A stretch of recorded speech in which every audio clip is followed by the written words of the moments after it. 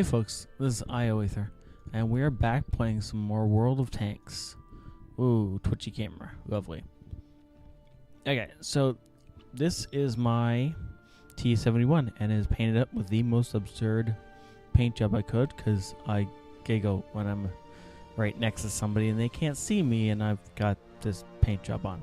But anyways, my mental state aside, this is going to be Scouting 101. I think I've done some scouting videos in the past, but it's been a while since I really did the basics. So I want to kind of go through them again with you. And this video shows a lot of the correct ways to scout.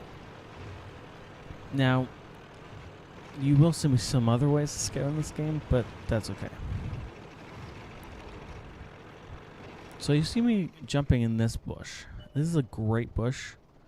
And I don't know if I lit him up or my buddy on the other flank lit him up. But either way, that tank is in the open and lit for our entire team. And once our guys start firing, he will take a lot of damage. Oh, look, now there's 3 of them lit. So, them being lit aside, you see that I'm in a bush. And my gun is sticking out through the bush. Oh, I think I may have taken a shot there. It doesn't matter.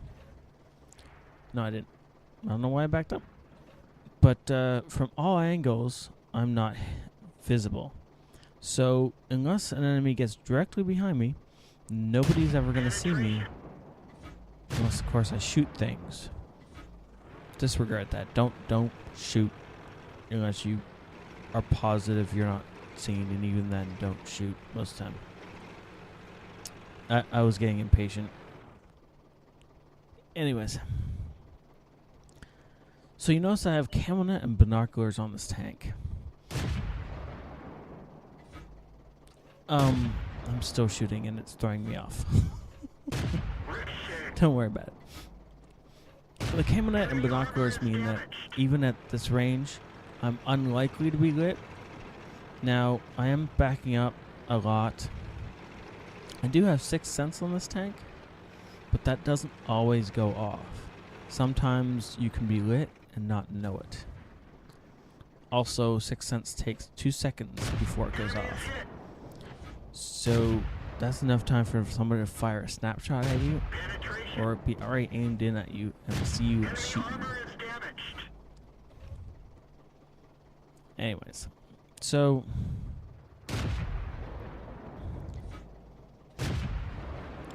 I am well out of range of everybody.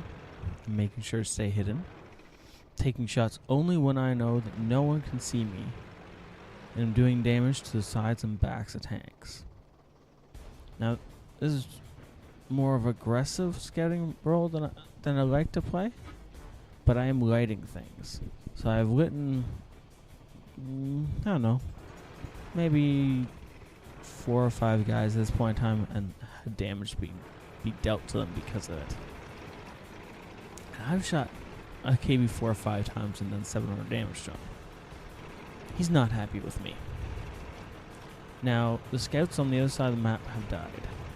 Our scouts. So I'm going to move over and reinforce their last position.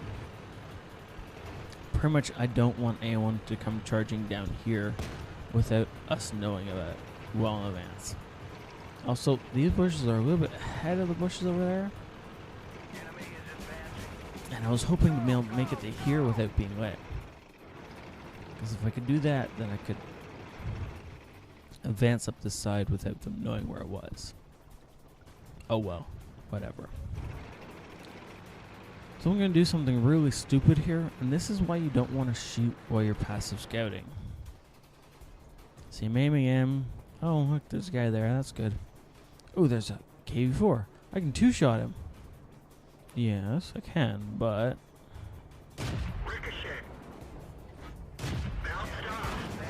There. That was 2 shots from 2 enemies.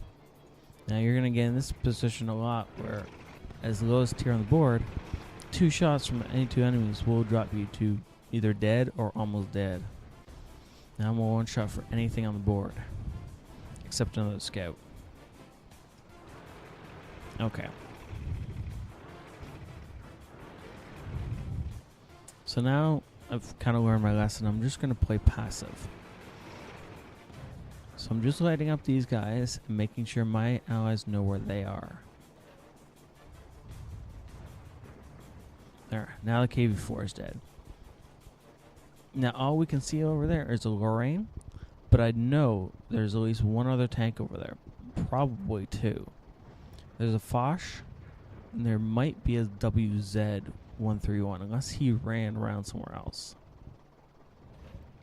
So we have two heavies that are going straight up the middle of the field. And I know every gun on that side of the field is going to be looking at them. So in a second, I can take advantage of that.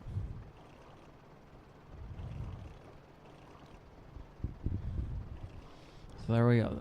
There's 3,000 health throwing up the field on these guys, and that's all they're going to be paying attention to. So I'm free to take shots on the side of this guy if I can. Gun depression is unfortunate, though. Come on, can we get a shot? Yes, we can. Penetration. There we go. Good. Now my allies up there are going to need some help. And I'm going to take a sniping shot into a Foch. Can I get his weak spot? Can I get his... Nope. Can't. Okay. Well, I could back up and hide here, or I could go and reinforce them. So taking advantage of the fact that I'm reloading anyway, I'm just going to go pell-mell at the field. And this is where I switch from the passive scouting to the aggressive scout. Now, I'm not going to get up here in time to save this guy. But I do get up here in time to do this.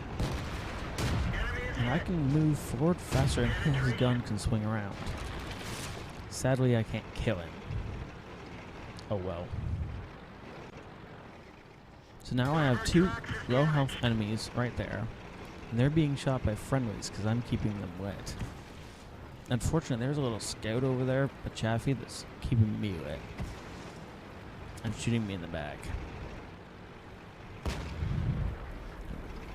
Thought somebody had taken him out, but apparently they hadn't. So I zoom in, take him out, and... No, I'm dead. But that's okay.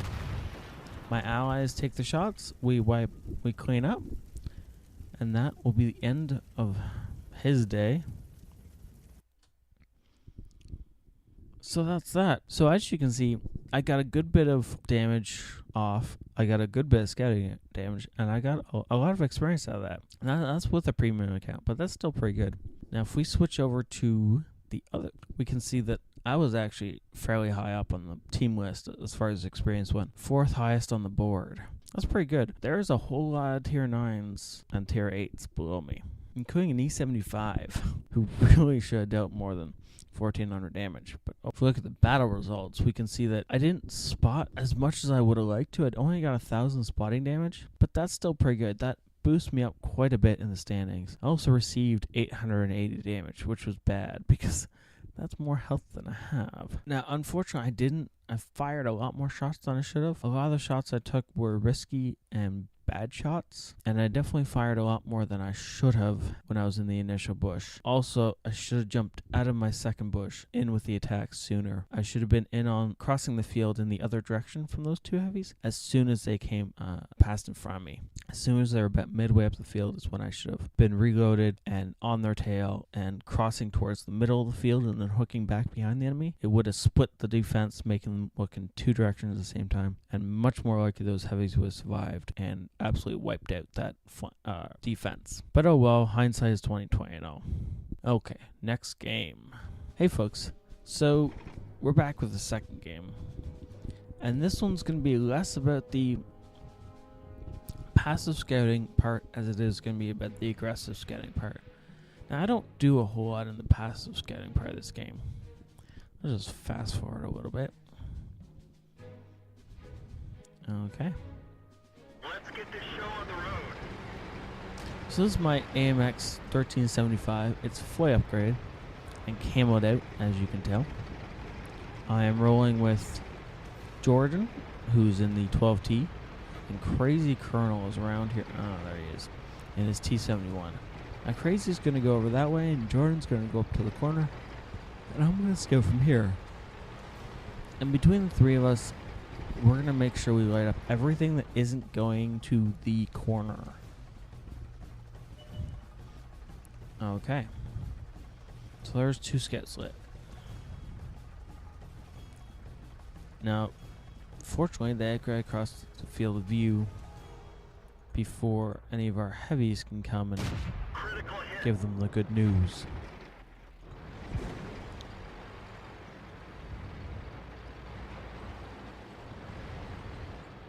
So, for some reason, there's a tiger up here. I don't know why in a tier 8 game there was a tiger up here. He should have been either down pushing the corner or up at the top, but it really doesn't matter. You'll see why in a bit.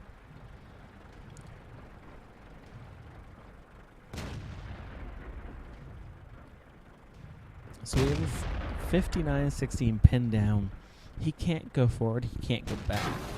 He can always stay right there and do absolutely nothing. This Chaffee's starting to irritate me, so let's just make sure he doesn't irritate anyone ever again. No? No, we're not going to shoot him. Oh well. I kind of wish he'd slipped off right there, but oh well. Ow. Somebody shot me. That hurt.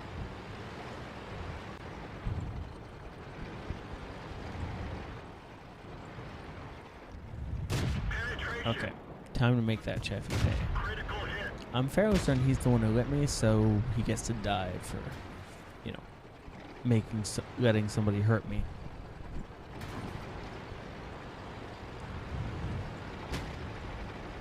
Now it's getting to the point where this particular position is no longer effective.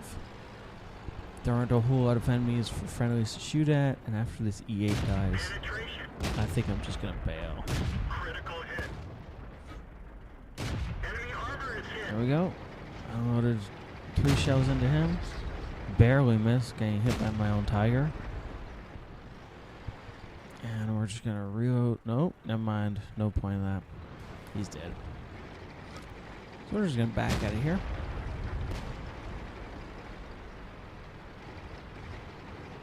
Put the speed of the AMX to use. Now, both my friendlies, both my platoon mates are still alive. And we're up 5 zip. So at this point, I'm gonna do something a little crazy. I mean, we're up 5 zip. What's the worst thing that happens if one scout tank dies? So I'm going hyper aggressive right now. I know there's a Pershing right there. I know he's at full health, and I know he's suppressing the guys on this corner. I'm fairly certain he can't hit me if I just go straight at him with a little bit of ducking and weaving. Now, Jordan back there is firing off his clip, and then he's going to come and join me up here. Unfortunately, Crazy got nailed by the artillery, which is just one amazing shot by the arty. I'm going to slow it down a little bit so you can watch the action of this. Let's go into my view. And there's a Pershing right there, and he does not know I'm here. But he does now. 2, 3 shots before he realizes somebody's behind him. 4 until he can start to turn. 5 shots, bounces. 6 shots into him. And he hasn't fired a shot in return. Oh, there we go. I get 6 shots off in return for his 1. Now my buddy has reloaded his clip, and the 2 of us are just going to push up this hill. Now I don't know what I did to that Pershing, but he's not firing. Oh, there he fires at my buddy, and that's the last shot he's ever going to shoot. And there is literally 12 shots coming out. And we backed him right up into a corner. Now, I make a mistake. I wanted to go and free up this corner. The T-29 Tiger shouldn't be stuck just on AMX and a Type 59. I did not realize the Type 59 to turn around, though. So now I'm in trouble. I'm not going to win this fight. My only goal is to stay alive as long as possible.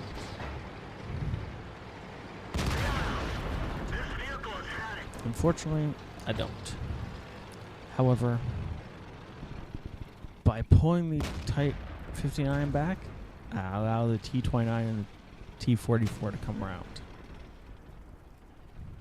And these two can easily finish off the Type, as long as the Type doesn't run away or get lucky.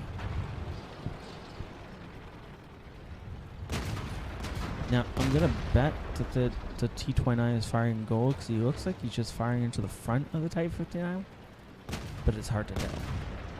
The T-44 is probably aiming for weak spots, though. Okay, well, that's that. One little scout tank, and I pulled off a Pershing and a Type 59, and that was just a lot of fun. There is nothing more fun in a scout tank than surviving till about halfway through the battle and then running up behind an enemy tank that does not know you're there and getting in 4 or 5 shots before they can return fire. Now, if I dealt all 6 shots to him, that would have been well over, about 800 damage. As you can see what I did with 6 shots into him. 800 damage a clip. This tank can dish out a lot of damage really fast. You can tell when you've been shot. And that Pershing, I don't think he was tunnel vision on anyone in particular. He was still trying to find targets. I still managed to get 3 shots into him before he realized I was there. And then before he could turn around and do anything about it, I snuck another 3 shots into him, 2 of which penetrated. So just because you're the smallest thing on the board doesn't mean you can't do great things. It just means you have to be a little bit more sneaky about it. Now let's see some of those stats. We see that I got a little bit less experience than the first time around, but still quite a bit, with putting 10 shots in that Pershing, only 6 of which actually penetrated, but the other, I wasn't ever going to stop shooting at that Pershing. Every shot had the potential to go through, and we needed to keep him busy. Otherwise, the 2 of us were never going to finish him off. But I earned 40 grand, which is definitely nice. I'm a little bit more towards the middle of the board again this time, snuggling right up against my platoon mate Crazy. He probably got a whole lot more spotting damage off than I did, but I got a whole lot more actual damage off to much higher tier enemy tanks, and he gave me the experience boost. You can see I actually did more damage than a lot of things. Like the I-6, the I-6 should have out-damaged me. The Tiger and the Jag Panther and the Churchill gun, those all should have out-damaged me, but they didn't. That's sad, actually. You can see I only received 600 600 spotting damage. And that's because I wasn't really spotting from that ridge. That Tiger was seeing most of the same stuff I was seeing. It dropped the amount of experience I was doing. It also dropped the effectiveness of that Tiger. That was a really bad spot for that Tiger. That Tiger really needed to be up with the push along the corner or up with the push to the northern corner. In either of those 2 spots, he could have shot the same targets that he was shooting at from that ridge. I wouldn't have got shot because he was shooting from behind me. Okay, so once again, that was kind of some tips on how to do scouting. Remember, stay behind the bush or in the bush. Generally, don't sit in the bush, because if your gun is pointing out the other side of the bush, the tip of your gun is a point where they can detect you. If the tip of your gun is through the bush, you're scouted. Make sure the tip of your gun is in the center of the bush if you can. Try and find bushes with multiple bushes clumped together so that you can kind of park yourself in the middle and have cover all around you, not necessarily finding one bush. Also, remember that the bush has to be taller than your tank is. Otherwise, it doesn't matter because the top of your tank can still be seen. Take into account if you're on a hill that you might be higher than the bush just because of the fact you're farther up the hill than the bush is. You know? All this stuff. When in doubt, find a bush that's so big you can hide a house in it and jump in that.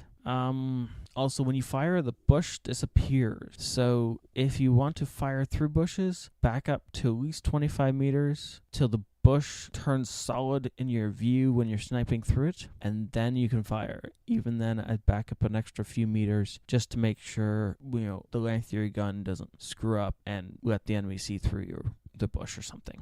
Okay, so you want to be like 30 meters away from the target bush that you're shooting through to hit your enemies if you're going to shoot through a bush. As a general rule, when you're passive getting, don't shoot. Unless you really, really know what you're doing, just don't bother. It's not worth being shot at. About midway through the game, when it gets, the number of enemies that drops and they're kind of weak, you can go in and do some really serious, good cleanup damage. Also, when they're concentrating on other things, you can just hit them in the back. That's a lot of fun. Okay, thank you so much, guys. I hope you learned something. Please, if you like this, hit that like button. It does help me out quite a bit. It tells me what I should keep putting up more of. Have a good night. I will see you guys later. ioEther out.